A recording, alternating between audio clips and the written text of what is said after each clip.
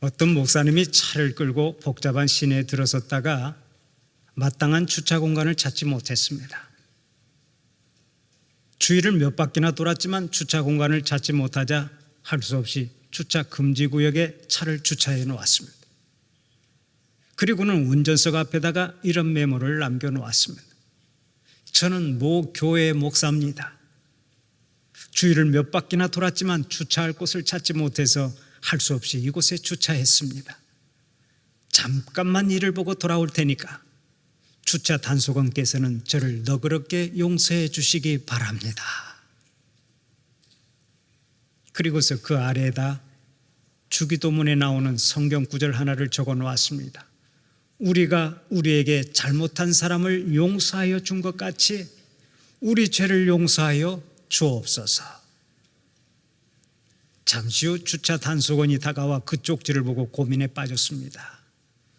딱지를 떼야 하나 그냥 봐줘야 하나. 그러다가 결국 딱지를 떼고서 그 차에다가 이런 쪽지를 남겼습니다. 목사님, 저는 10년 동안 이곳에서 주차 단속원으로 일하고 있는 사람입니다. 제가 목사님의 사정을 모르는 바 아니지만 불법 주차한 차량에 딱지를 붙이지 않으면 저는 일자리를 잃어버려야 합니다. 그러므로 어쩔 수 없이 주차 위반 스티커를 발부하오니 이해하시기 바랍니다. 그리고는 그 단속원 역시 메모 끝에다가 주기도문에 나오는 성경 구절을 하나 써놓고 갔다고 합니다. 우리를 시험에 들게 하지 마옵소서. 예수님은 우리에게 주기도문을 통해서 마지막으로 이렇게 기도하라고 가르쳐 주십니다. 우리를 시험에 들게 하지 마시옵고 다만 악에서 구하시옵소서. 특별히 시험에 빠지지 않게 해달라고 기도하라는 것입니다. 왜 그렇습니까? 우리가 사는 세상에는 너무나 많은 시험이 있기 때문입니다. 시험이 얼마나 많은지 눈만 떴다 하면 시험이 덤벼듭니다. 어제는 사랑의 시험이 덤벼들더니 오늘은 믿음의 시험이 덤벼듭니다.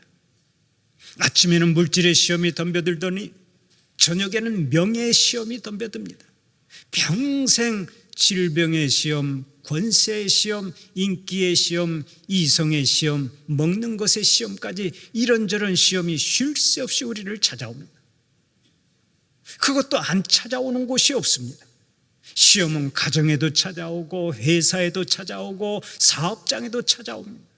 봉사하는 자리에도 찾아오고 기도원에도 찾아오고 교회에도 찾아오고 당회할 때도 찾아오고 재직해야 할 때도 찾아오고 심지어는 우리가 예배드리는 자리까지도 시험이 찾아옵니다.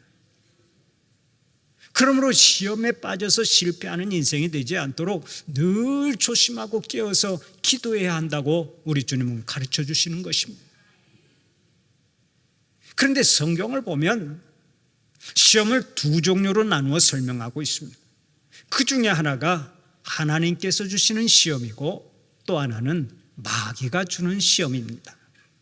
하나님께서 주시는 시험은 영어로 테스트, 시련이라고 하는데 야고보서 1장 12절에 나오는 시험이 그것입니다. 시험을 참는 자는 복이 있나니 이는 시련을 견디어낸 자가 주께서 자기를 사랑하는 자들에게 약속하신 생명의 면류관을 얻을 것이기 때문이라. 여기에서 말하는 시험은 하나님께서 주시는 시험을 말하는데 이 시험은 우리를 몰락시키려고 주시는 것이 아닙니다. 하나님의 시험은 우리를 성숙시키고 믿음의 큰 사람으로 세우기 위해서 주시는 시험입니다. 이는 마치 선생님이 학교에서 학생들에게 시험을 보게 하는 것과 같습니다. 선생님이 시험 문제를 출제할 때 학생들을 골탕 먹일 목적으로 문제를 출제하지 않습니다. 배우지 않은 것을 출제하지도 않습니다. 오직 학생들이 스스로 자기 자신을 평가해보고 보다 높은 수준으로 정진해 나가도록 시험을 치르게 하는 것이죠. 하나님께서 주시는 시험도 이와 같습니다. 그래서 하나님의 시험을 이기는 자마다 더 성숙해지고 믿음의 큰 사람이 되어서 하나님의 위대한 역사를 써내려가는 것입니다. 아브라함을 보십시오. 아들 이삭을 번제물로 바치라고 하는 시험에서 이긴 후에 그는 인류 구원의 초석을 놓는 믿음의 사람으로 귀하게 쓰임받지 않았습니까? 하나님의 시험을 잘 이기기만 하면 우리는 더 성숙해지고 더 담대해지고 더 큰 믿음의 사람이 되어서 모든 사람들의 축복의 통로가 되는 줄 믿으시기 바랍니다. 또 시험에는 테스트의 의미를 지닌 하나님의 시험만 있는 것이 아니라 마귀가 주는 파괴적인 시험이 있습니다. 마귀가 주는 시험은 영어로 temptation, 유혹이라고 번역을 하는데 이 유혹은 하나님께로부터 오는 시험과는 근본적으로 다릅니다. 하나님께서 주시는 시험은 우리를 성숙케 하고 믿음의 큰 사람으로 만들어가지만 마귀가 주는 시험은 우리를 파괴하고 멸망시키는 것이 목적이기 때문입니다. 마귀의 시험은 우리를 불행하게 만듭니다. 마귀의 시험은 우리를 불화하게 만듭니다. 우리를 괴롭게 만듭니다. 파멸의 길로 들어서게 만듭니다. 그래서 설교자 마이어는 이렇게 말한 바 있습니다. 하나님은 우리를 올라가도록 하기 위해 시험하시지만 사탄은 우리를 내려가도록 하기 위해 시험한다. 그렇습니다. 하나님은 우리를 파멸시키는 시험을 하시지 않습니다. 그러나 사탄은 우리를 파멸시키는 것이 존재 목적이기 때문에 틈만 나면 우리를 유혹하는 것입니다. 그러므로 마귀의 시험에 빠지면 안 됩니다. 마귀의 유혹에 넘어가면 안 됩니다. 바로 이것 때문에 주님은 기도할 때 우리를 시험에 빠지지 않게 하옵소서 하고 기도하라고 가르쳐 주십니다. 그러니까 주기도문에서의 시험은 바로 마귀의 시험을 말하는 것입니다. 그러면 마귀는 우리를 어떻게 시험합니까? 마귀는 주로 우리의 약점을 이용해서 시험합니다. 우리가 아는 대로 사람은 누구나 약점을 가지고 있습니다. 어떤 사람은 정에 약하고 어떤 사람은 무드에 약합니다. 어떤 사람은 재물에 약하고 어떤 사람은 명예에 약하고 어떤 사람은 이성에 약하고 어떤 사람은 분노 조절을 못하는 약점이 있습니다. 마귀는 항상 이런 약점들을 이용해서 우리를 시험하는 것입니다. 그런데 어떤 경우에는 우리의 강점을 이용해서 시험하기도 합니다. 내가 말을 잘하면 그 말 잘하는 것을 통해서 시험하고 내가 건강하면 나의 건강을 통해서 시험합니다. 내가 돈이 많으면 돈으로 시험을 하고 지식이 많으면 지식으로 시험을 합니다. 그래서 고린도전서 10장 12절을 보면 오늘 또 이렇게 말씀합니다.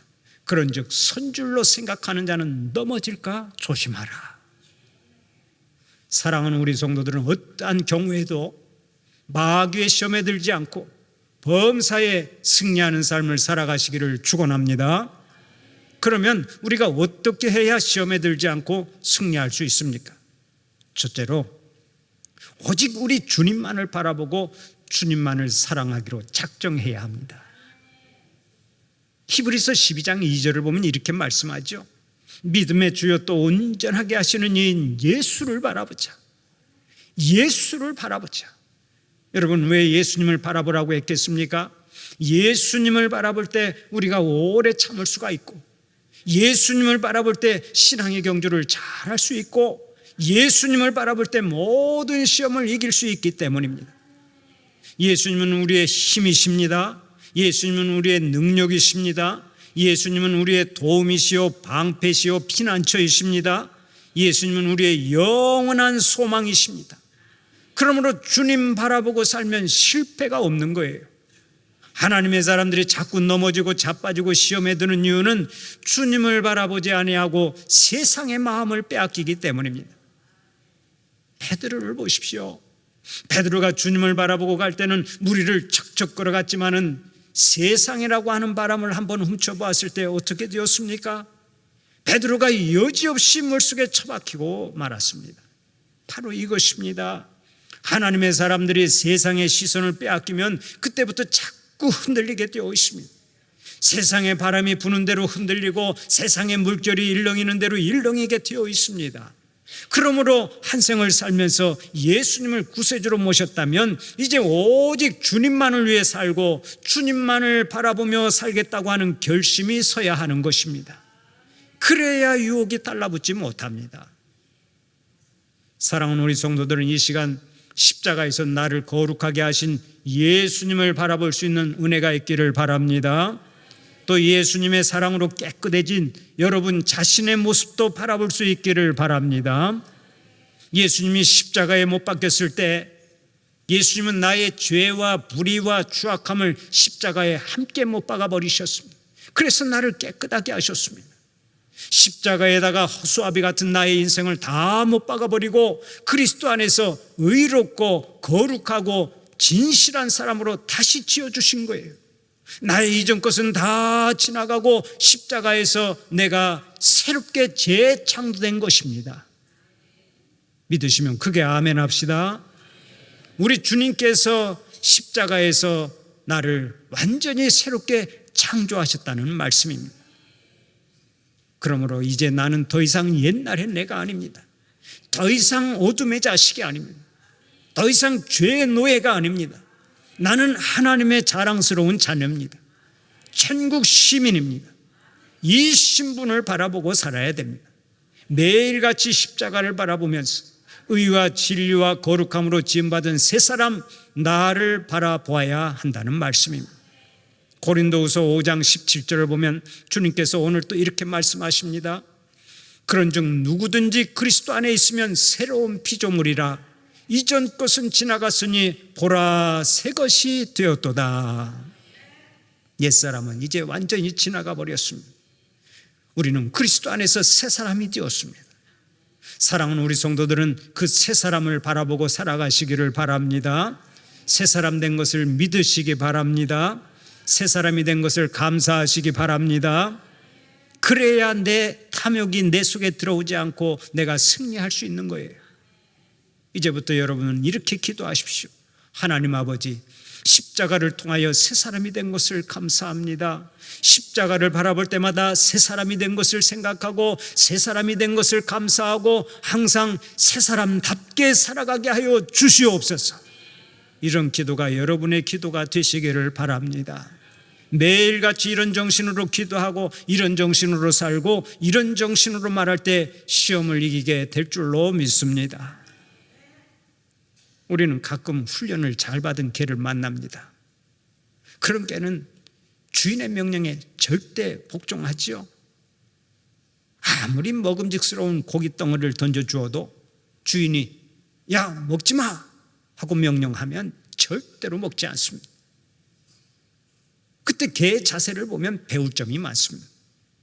아무리 먹음직스러운 고깃덩이가 자기 앞에 떨어져 있어도 훈련을 잘 받은 개는 그 고기를 쳐다보지 않습니다. 오직 주인만 바라봅니다. 왜 그렇습니까? 고깃덩어리를 쳐다보면 유혹을 이기지 못해서 그 고깃덩어리를 먹어버릴 수가 있기 때문입니다. 그래서 훈련을 잘 받은 개는 고기는 바라보지 않고 주인만 바라봅니다. 주인만 바라보면 고깃덩어리가 눈에 안 보여서 시험을 이길 수 있는 것입니다. 그런데 똥개는 어떻습니까?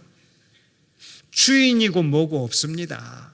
일단 먹고 보는 것입니다. 그리고서 신나게 얻어 터지죠. 바로 이것이 명견과 잡견의 차이점입니다. 오늘 우리도 무엇을 바라보고 사느냐에 따라서 명품 신앙인이 될 수도 있고 짝퉁 신앙인이 될 수도 있습니다. 사랑하는 우리 성도들은 아무리 화려한 유혹이 찾아온다 해도 오직 예수님만 바라보고 승리하시기를 바랍니다. 인생의 주인 되신 예수님, 우리에게 승리의 본을 보여주신 예수님, 오직 그분만을 바라보고 살아가시기를 축원합니다. 우리에게는 지금 무엇을 바라보느냐가 참으로 중요한 것입니다. 무엇을 바라보고 사느냐가 내 인생을 좌우하기 때문입니다. 요즘 젊은이나 늙은이나 할 것 없이 잘못된 것을 바라보면서 많은 유혹을 받습니다. 특히 인터넷을 통해서 음란하고 부패한 것을 바라보고 그것들을 흉내내는 사람들이 많습니다. 자살 사이트에 들어가서 쉽게 자살하는 법을 배우고 음란 사이트에 들어가서 부정한 일을 배웁니다. 진정 바라보아야 할 것을 바라보지 않고 주목해야 할 것을 주목하지 않으니까 인생이 망가지고 가정이 깨지는 것입니다. 잊지 마십시오. 무엇을 바라보고 사느냐가 내 인생의 운명을 결정하는 거예요. 사랑하는 우리 성도들은 오직 주님만 바라보고 살아가는 복이 있기를 바랍니다. 주님 뜻대로 살기로 했네라는 복음성가의 원 작사자인 썬다싱은 그 찬송에서 이렇게 노래합니다. 세상 등지고 십자가 보내, 세상 등지고 십자가 보내, 세상 등지고 십자가 보내, 뒤돌아서지 않겠네. 오직 십자가를 지신 주님만을 바라보겠다고 선언하는데, 이 시간에 이 복음성가를 우리의 신앙 고백으로 삼고 함께 불러볼까요? 세상 등지고 십자가 보내, 세상 등지고 주님만 보내. 세상 등지고 십자가 보내, 세상 등지고 십자가 보내, 세상 등지고 십자가 보내, 뒤돌아서지 않게. 세상 등지고 주님만 보내, 세상 등지고 주님만 보내, 세상 등지고 주님만 보내, 세상 등지고 주님만 보내, 뒤돌아서지 않겠네. 할렐루야. 오직 주님만을 바라보고 모든 시험에서 이기는 자들이 되시기를 축원합니다. 두 번째로, 항상 시험에 들지 않게 기도해야 합니다. 예수님이 어느 날 기도하기 위해서 겟세마네 동산에 오르셨습니다. 그때 주님께서 같이 갔던 베드로에게 말씀하셨습니다. 시험에 들지 않게 깨어 기도하라. 그러나 베드로는 주님의 경고를 듣고도 깊은 잠에 빠져버렸습니다. 그 결과가 무엇입니까? 그렇게 용감하던 베드로가 예수님을 3번이나 부인해 버렸습니다. 한 번, 두 번도 아니고 3번이나 부인한 제자가 되고 말았습니다. 기도해야 할 때 기도하지 않은 결과치고는 너무나 비참한 것이었죠. 하나님의 아들이요 죄 없는 예수님도 피땀을 쏟으면서 기도했는데, 죄 많고 부패한 성품을 가진 인간 베드로는 전혀 기도하지 않았습니다. 그 결과 그는 예수님을 3번이나 부인하는 자가 되고 말았습니다. 우리의 싸움은 결코 혈과 육의 싸움이 아닙니다. 오직 영의 싸움입니다. 그러므로 영적 싸움은 영으로 준비해야 하고, 이를 위해서는 기도해야 하는 것입니다. 재미있는 것은 베드로가 3번 잠잤더니 3번 부인했다는 사실입니다. 우연의 일치라고 말할 수만은 없습니다. 영적으로 잠자는 만큼 넘어질 수밖에 없다는 진리를 가르쳐 줍니다. 기도하는 것이 쉬운 일은 아닙니다. 기도는 중노동입니다. 그럼에도 불구하고 우리가 기도해야 하는 이유는 기도할 때 시험을 이기고 기도할 때 범사에 승리하기 때문에 그렇습니다. 시험을 이기기 위해서 쉬지 않고 기도하는 여러분들이 되시기를 바랍니다. 시험이 다가오면 이기게 해달라고 하나님께 부르짖는 자들이 되시기를 바랍니다. 일제시대에 있었던 일화가 하나 있습니다. 일본 사람들이 우리의 정신을 말살시키려고 신사참배를 강요했습니다. 그런데 길선주 목사님과 주님의 귀한 종들이 신사참배를 거부했습니다. 그러자 일본 경찰이 길선주 목사님과 주님의 종들을 붙잡아다가 평양 기생집에 집어넣었습니다. 그리고서 아주 예쁜 기생으로 하여금 술을 한 상 차려가지고 가서 유혹하도록 했습니다.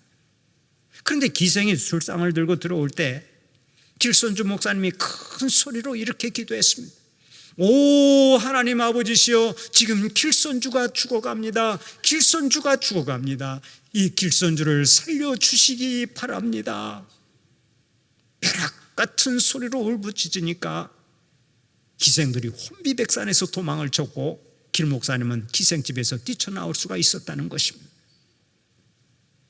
기도가 승리의 비결인 줄 믿으시기 바랍니다.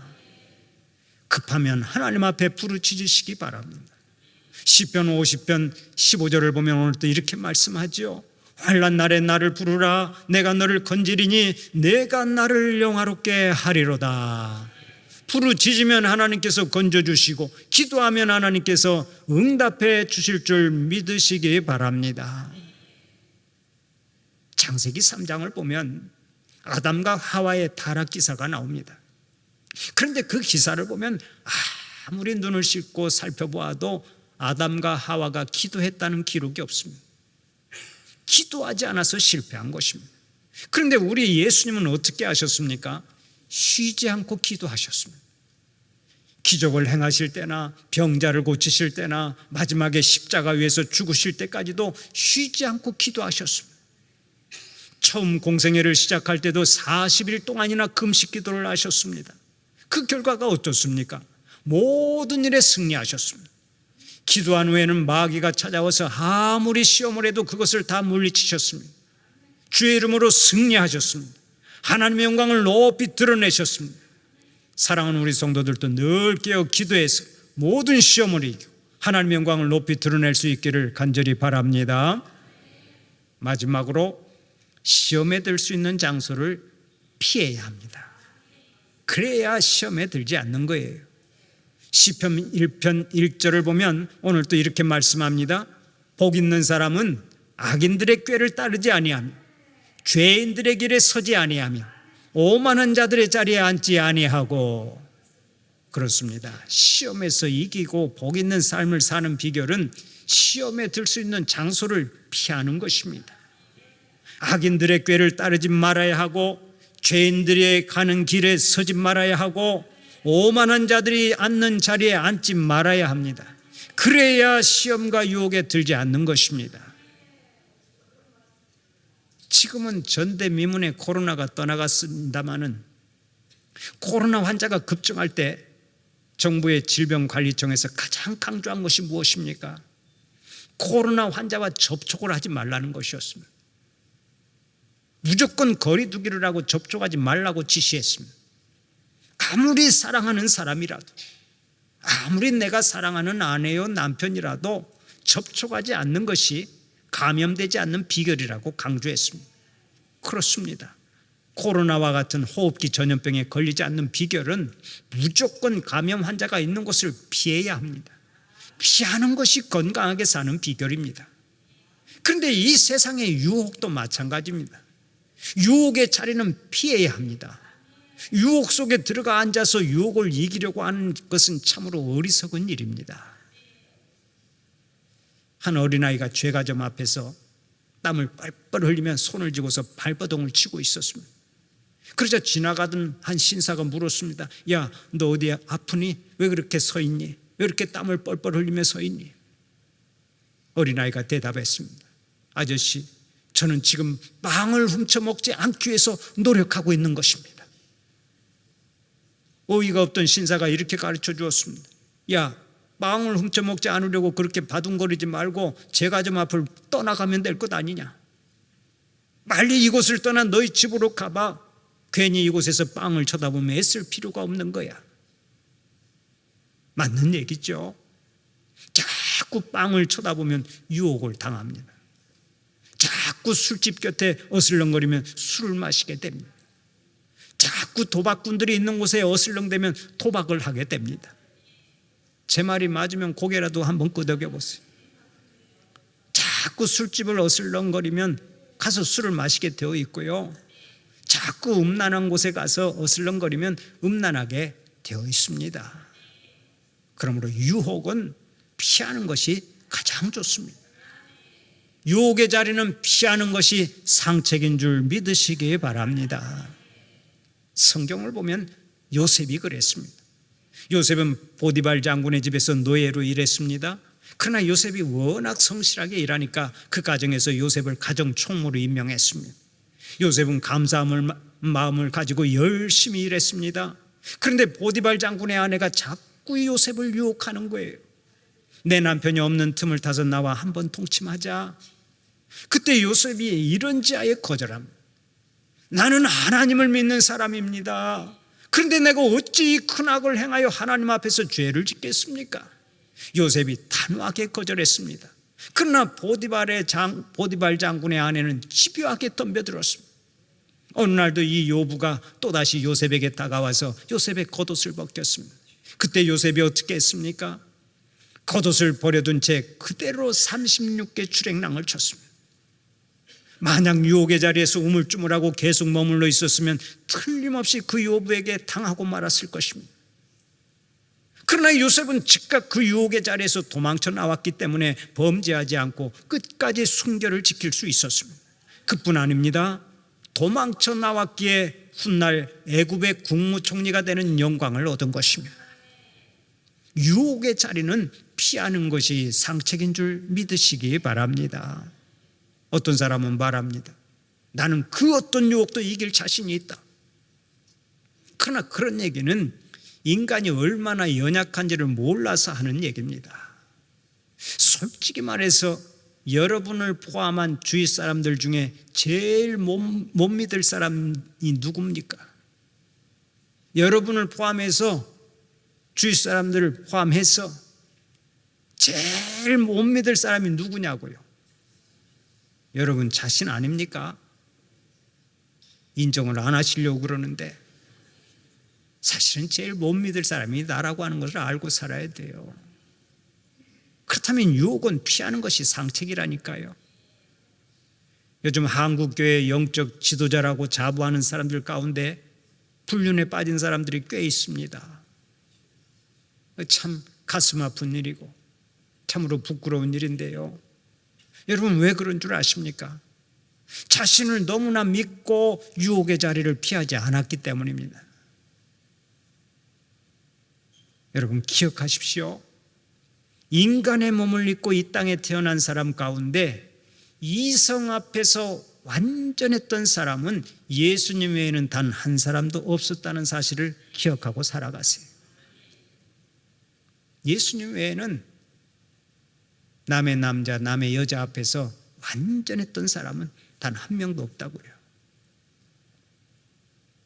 그러니까 우리가 그것을 알고 그런 자리는 아예 피하는 것이 좋다는 말씀입니다. 마귀는 오늘도 세 가지의 상습적인 말로 우리를 유혹합니다. 남들도 다 하는데 뭐 이까진 일은 괜찮아. 딱 한 번만 해봐. 이것이 마귀의 상습적인 속임수입니다. 이 유혹의 사람들이 얼마나 자주 넘어지는지 몰라요. 마귀는 우리를 넘어뜨리고 멸망시키는 것이 존재 목적입니다. 그러나 하나님은 우리가 모든 일에 승리하고 하나님의 영광을 높이 드러내기를 원하십니다. 여러분은 어느 자리에 서서 살아가기를 원하십니까? 오직 주님만을 바라보며 늘 깨어 기도하고 시험의 자리를 피하여서 모든 일에 승리하고 하나님의 영광을 높이 드러내는 주님의 자녀들이 되시기를 간절히 축원합니다.